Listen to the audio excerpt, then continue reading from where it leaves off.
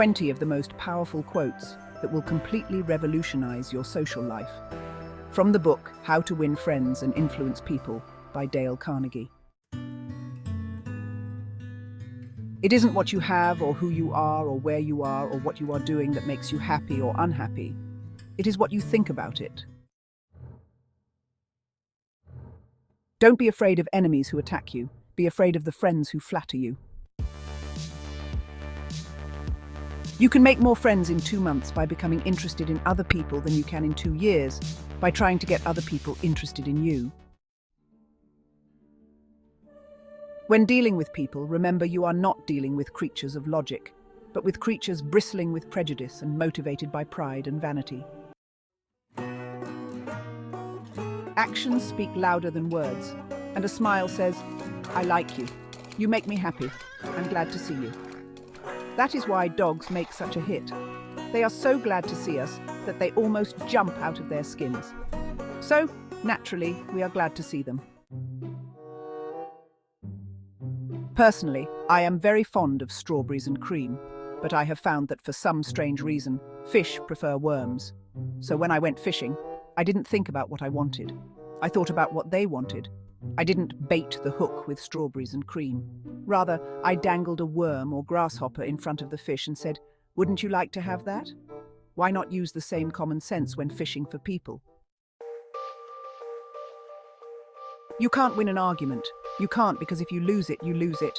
And if you win it, you lose it. A man convinced against his will is of the same opinion still. To be interesting, be interested. Names are the sweetest and most important sound in any language. All men have fears, but the brave put down their fears and go forward, sometimes to death, but always to victory, was the motto of the King's Guard in ancient Greece.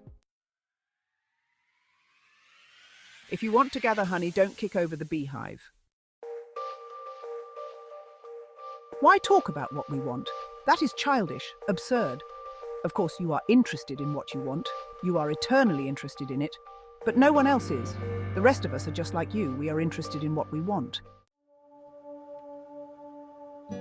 Criticism is dangerous because it wounds a person's precious pride, hurts his sense of importance, and arouses resentment. If some people are so hungry for a feeling of importance that they actually go insane to get it, imagine what miracle you and I can achieve by giving people honest appreciation this side of insanity. By fighting, you never get enough, but by yielding, you get more than you expected. Once I did bad, and that I heard ever.